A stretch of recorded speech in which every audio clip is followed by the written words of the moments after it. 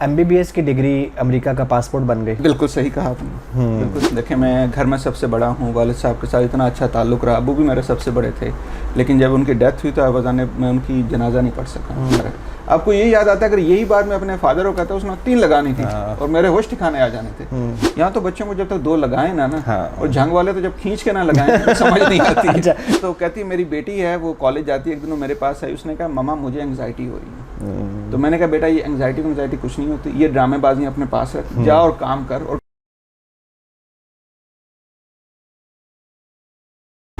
गोया तुम्हारी याद ही मेरा इलाज है, होता है पहरों जिक्र तुम्हारा तबीब से। आज मेरे साथ एक ऐसे ही तबीब हैं जिनसे पहरों लोग जिक्र करते हैं अपनी ज़हनी सेहत का, अपने बच्चों की ज़हनी सेहत का। झंग से उन्होंने अपना सफ़र ज़िंदगी का शुरू किया और आज अमेरिका में कंसल्टेंट हैं और पढ़ाते भी हैं। डॉक्टर ज़ीशान, अस्सलाम वालेकुम डॉक्टर ज़ीशान, कैसे हैं आप? अल्हम्दुलिल्लाह। तो कैसे ज़हनी और नफ्सियाती खलफशार में मुब्तला लोगों की मसीहाई का इरादा किया और उसमें भी फिर बच्चों का शोबा चुना? जी, मेरा ताल्लुक़ जैसे आपने बताया झंग से है और मैं अपने घर में 8 बहन भाइयों में सबसे बड़ा हूँ।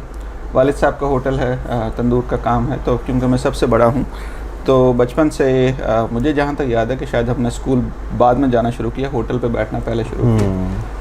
तो फिर जब 5 क्लास तक हो गया, फिर जब मिडिल स्कूल में गए तो मैंने ये देखा कि काफ़ी बच्चे जो हैं वो ड्रॉप आउट हो रहे थे। और फिर मैं ऐसा करता था कि मोहल्ले के बच्चों को दोबारा स्कूल दाखिल करवा के आता था, बट बार बार मैं ये देख रहा था कि बच्चे जाते हैं फिर ड्रॉप आउट हो जाते हैं। तो it was very frustrating for me.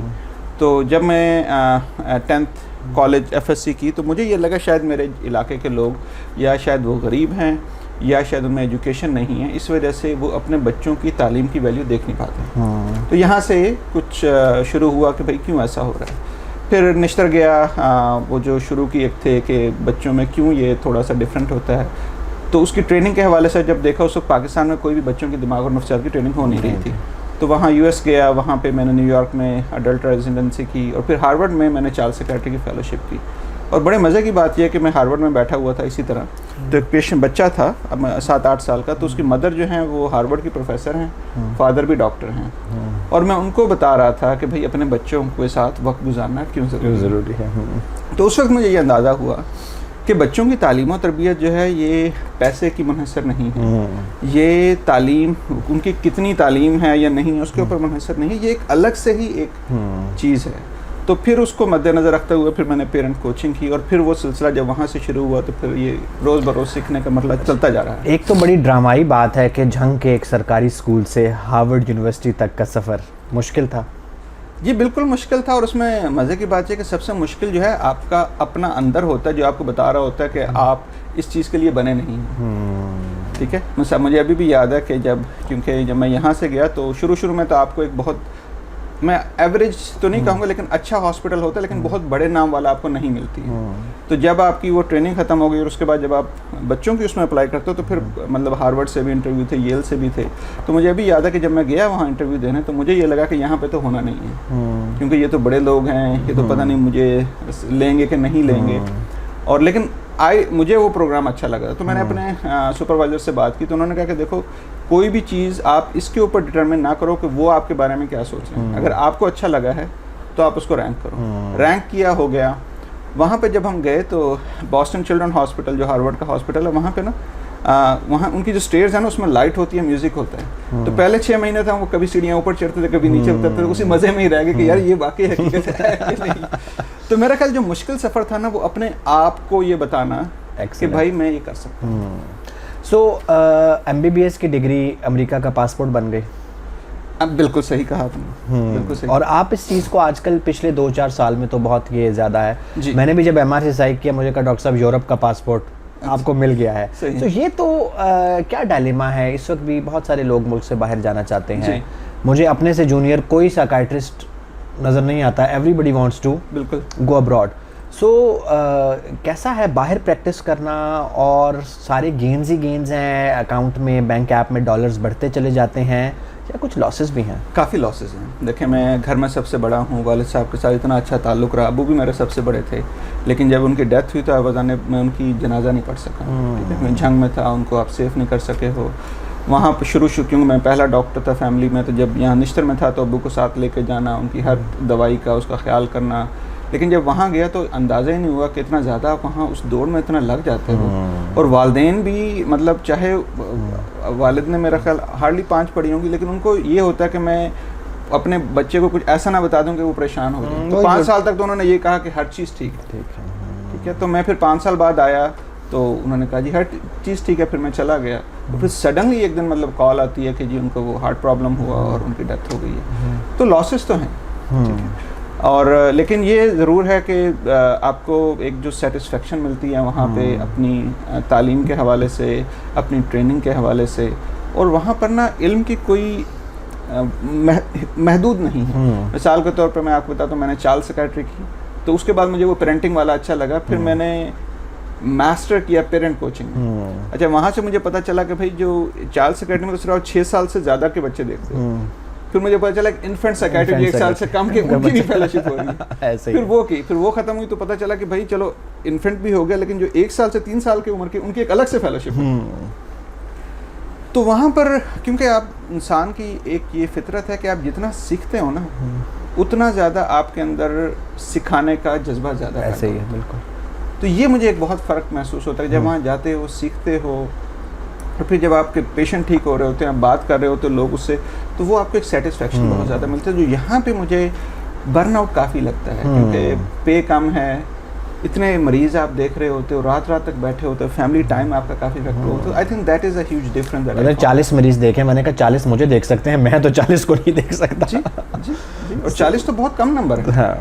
I have seen के पेशावर में तो कई लोग अपनी प्राइवेट ओपीडीज में 80 to 90 पेशेंट्स देखते हैं, साइकियाट्रिस्ट। जी जी। मैं जब मेयो हॉस्पिटल मैंने अपने हाउस वो ऑब्जर्वरशिप की थी, हाउस जॉब की थी, तो हम आउट पेशेंट में 70-80 मतलब वो 70-80 मरीज आपका दीदार करते थे और उससे शिफा याब होते थे। I hope so. अच्छा, बात थोड़ी सी करते हैं एक्सपैट्स के इश्यूज़ पे भी, कि अभी जो पेरेंटिंग में भी इश्यूज़ आ रहे हैं, जो बाहर से, आप खुद एक फादर भी हैं और एक चाइल्ड साइकियाट्रिस्ट भी हैं, सो जो देसी पेरेंट्स वहाँ फर्स्ट जनरेशन है जिस तरह आप, तो कुछ इश्यूज़ आते हैं, कुछ अपनी बुनियादें हिलती महसूस होती हैं, कुछ होता है कि हम ट्रांसफ़र नहीं दे कर पा रहे जो चीज़ हमारे अंदर थी। सो इसको कैसे डील करते हैं? Actually that's a very good question, क्योंकि मेरी प्रैक्टिस है वहाँ पे और मोस्ट ऑफ जो मेरे पेशेंट्स हैं वो डॉक्टर्स हैं, इंजीनियर्स हैं, CEOs हैं, और मोस्टली इंडिया, पाकिस्तान, बांग्लादेश के बैकग्राउंड से हैं। क्योंकि हमने ये देखा है कि जो ख़ास तौर पे वहाँ पे जितने भी लोग हैं उन्होंने अपनी ज़िंदगी में मुश्किल हालात के बावजूद कामयाबी हासिल की है। तो सब लोग बहुत फ़ख्र महसूस करते हैं कि वो क्या हैं, ठीक है। तो अब उसी हिसाब से वो अपने बच्चों को भी रेज़ करना चाह रहे होते हैं, ठीक है। अब मिसाल के तौर पर आप बच्चों को आपने महंगे स्कूल में भेजा, बच्चों को आपने मैकडॉनल्ड लेके जा रहे हैं, स्विमिंग सिखा रहे हैं, और फिर बच्चा आपसे बदतमीज़ी करता है, तो सारी बात आपको दुख होता है, ठीक है।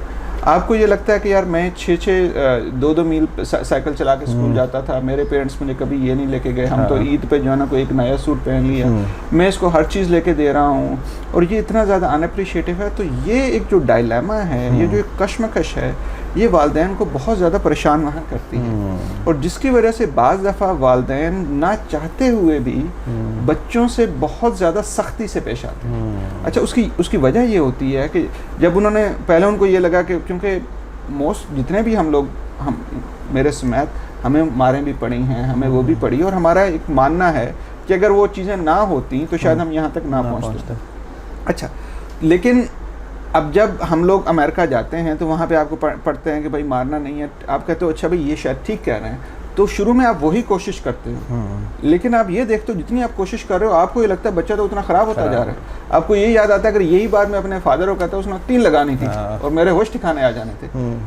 तो फिर मैंने देखा कि बाज़ दफ़ा वालिदैन इस में पड़ जाते हैं कि हमने तो ये भी नहीं देखा, तुम्हें जो है, तो उससे ये होता है कि वालिदैन और बच्चों में बहुत दूरियाँ पैदा हो रही हैं, ठीक है। बच्चे जो हैं वो जो फर्दर चीज़ों को ख़राब कर रहे हैं, डिटेरिएट कर रहे हैं, एक साइकिल ऑफ मिजरी है जिसमें वो फंस गए हैं, बहुत ज़्यादा फंस गए, क्योंकि बच्चे अब स्कूल जाते हैं, दे डोंट बिलोंग देयर।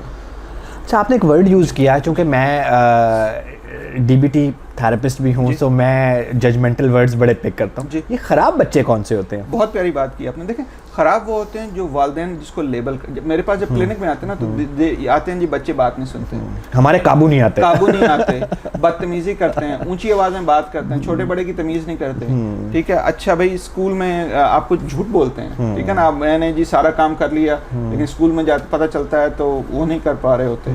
तो ये बच्चे अनफॉर्चुनेटली लेबल होके आते हैं। और फिर जब आप पेरेंट्स को समझाते हैं, और वहाँ पे आपको पता है अवेयरनेस बहुत ज़्यादा है, ADHD, एंग्जाइटी, डिप्रेशन, तो मैंने काफ़ी दफ़ा देखा है बच्चे वो इन नफ्सियाती जो बीमारियाँ उनसे स्ट्रगल कर रहे होते हैं, लेकिन वालिदैन उनको उन्हीं उस पर थोड़ी और सख्ती कर लें, थोड़ा और ट्यूटर पढ़ा लें, उसका फोकस ही नहीं हो रहा, वो कैसे पढ़ेगा? बिल्कुल। तो हम फिर कैसे वहाँ पे अभी जो एक जैसा कि आप कह रहे हैं ना, वहाँ ये यहाँ भी आजकल DHA, बहरिया, इस्लामाबाद, F6, यही फ्रिक्शन जो आ रही है ना, कि मेरे जो इक़दार अपने वालिदैन से ली और जिस तरह मुझे रेज़ किया गया, और जो रिलीजन की और उन चीज़ों की मेरी अपब्रिंगिंग में इन्वॉल्वमेंट थी, उतनी ही मेरे बच्चों की उसमें होनी चाहिए है। और उस फ्रिक्शन से फिर प्रॉब्लम पैदा होती है, मेंटल इलनेसेस भी पैदा होती है। बिल्कुल सही है। सो आप इस फ्रिक्शन को वहाँ देसी और वलायती पेरेंट्स के लिए कैसे कम कर पाते हैं? जी, अब बहुत अच्छा क्वेश्चन किया। अच्छा, इसमें 2-3 एग्जांपल मैं देता हूँ। एक तो पहली चीज़ मैं वालिदैन को ये बताता हूँ कि देखें, मैं उनको मिसाल ये देता हूँ, मैं यहीं कराची में ही था कुछ आज से 1.5 साल पहले, तो उन्होंने किसी ने मुझे बुलाया, एक बहुत बड़ी यूनिवर्सिटी ने, तो लेक्चर था पेरेंटिंग के ऊपर। तो लेक्चर शुरू हुआ, उसके बाद टी ब्रेक हुई। तो टी ब्रेक जब वो मुझे ऑफिस में ले गए, उन्होंने पूरा अपना स्टाफ बुला लिया, काफ़ी ज़्यादा बड़े बड़े ऑफिसर, आर्मी और काफ़ी लोग आए हुए थे। तो उन्होंने दरवाज़ा बंद किया, उन्होंने कहा, ज़ीशान देखो, thank you for coming, but I don't believe any of this thing that you are saying, कि बच्चों को सुनना चाहिए, समझना चाहिए, तो ये करना चाहिए। यहाँ तो बच्चों को जब तक 2 लगाएं ना, और झंग वाले तो जब खींच के ना लगाएं तो समझ नहीं आती। अच्छा, ये एक अलग एडजेक्टिव है, बल्कि वर्ब है, खींच के लगाना, ठीक है। अच्छा, और तो कहती मेरी बेटी है, वो कॉलेज जाती है, एक दिन वो मेरे पास आई, उसने कहा, मम्मा मुझे एंग्जाइटी हो रही है। तो मैंने कहा, बेटा ये एंग्जाइटी कुछ नहीं होती, ये ड्रामेबाजी अपने पास रख, जा और काम कर, और आइंदा इस एक्सक्यूज के साथ मेरे पास ना। कहीं मेरी बेटी गई और उसको समझ आ गई, उसके नंबर अच्छे आए, डॉक्टर ज़ीशान मैं तुम्हारे पास आती, तुमने कहानियाँ सुनानी थी, तो ये गलत हो गया, वो गलत हो गया, देखो। तो अब आप बताओ क्या चाहते हो? अच्छा, चाय सामने पड़ी हुई थी, मैं कहा चाय को पी लूँ या ना, को मेरे जवाब से वो भी चली जाए। चाय ख़त्म की मैंने।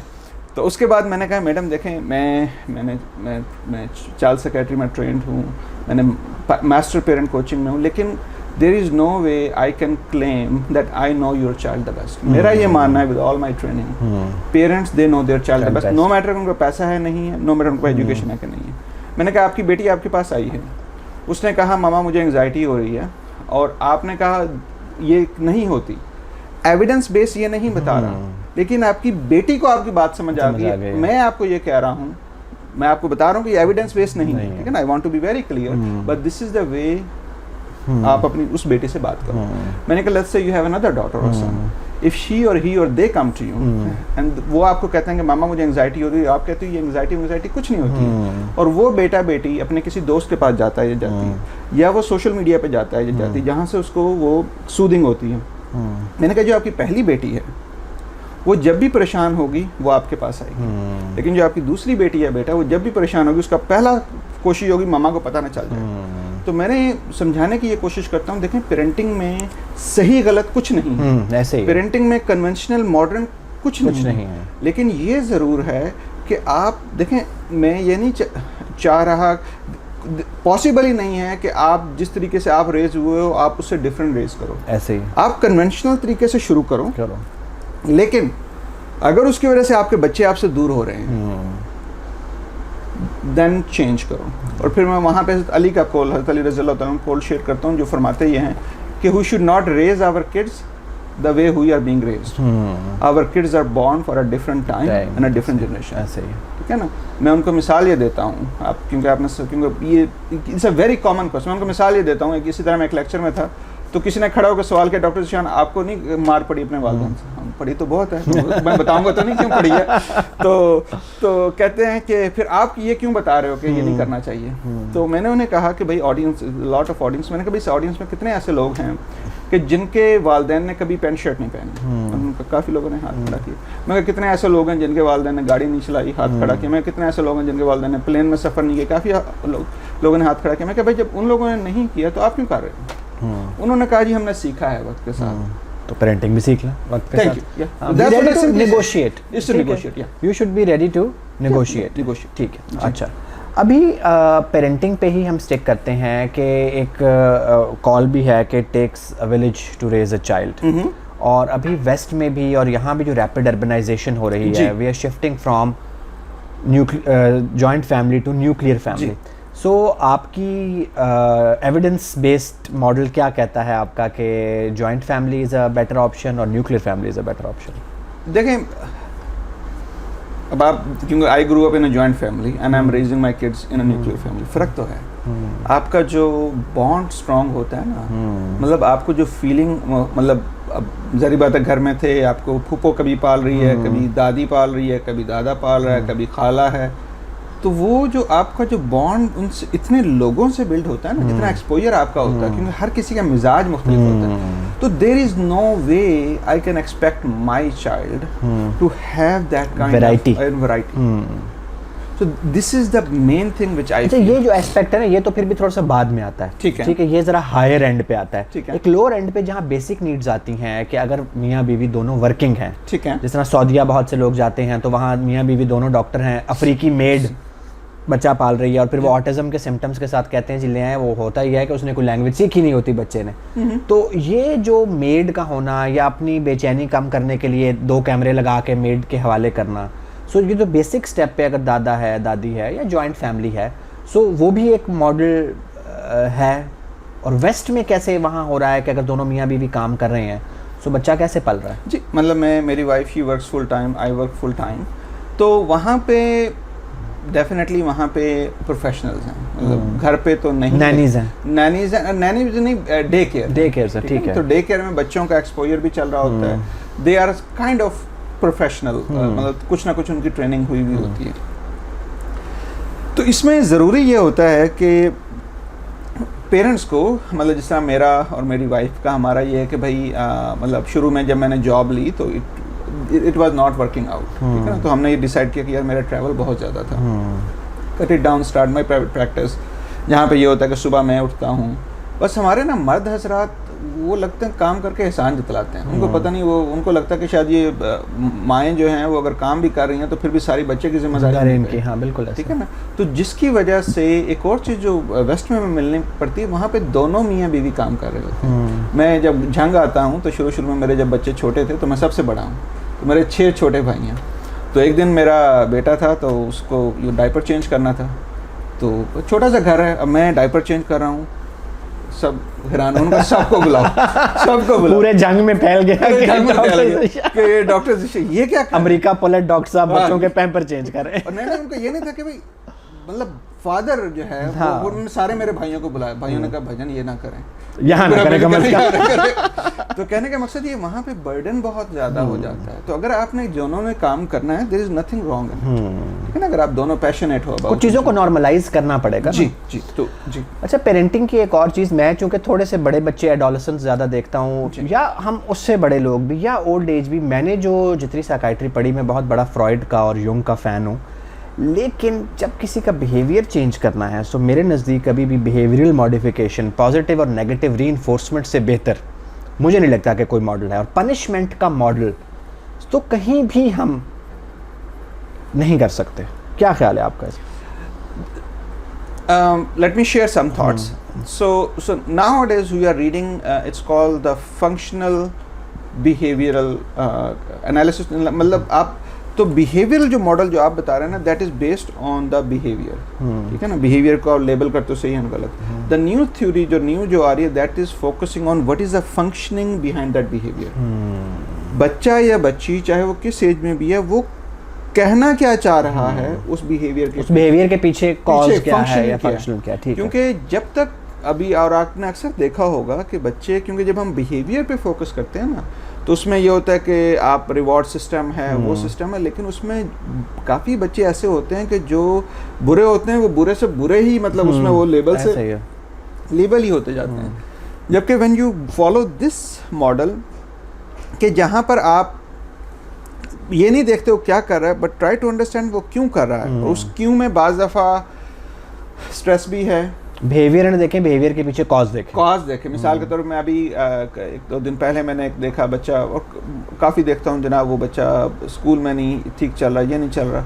जब उनसे आप पूछते हो कि भाई बच्चा करता क्या है, ठीक है ना, तो बच्चा तो घर आता है और कोई एक्टिविटीज़ नहीं है। अनफॉर्चुनेटली पाकिस्तान में जो एक बहुत सैड चीज़ मुझे मिल रही है, पार्क्स नहीं है, विंटर में आउटडोर नहीं, अगर हैं भी सही वो सेफ नहीं है। तो अब वालिदैन बेचारे मजबूर हैं कि वहाँ पे कुछ, अब मैंने जब वो पूरी हिस्ट्री ली तो वो तो बच्चा 5 बजे से लेके 11 बजे तक घर पे है, आईपैड पे। अब पेरेंट्स उससे लेते हैं, वो खेलने की कोशिश करता है, लड़ाइयाँ होती हैं। So this is the functioning. Perfect. हम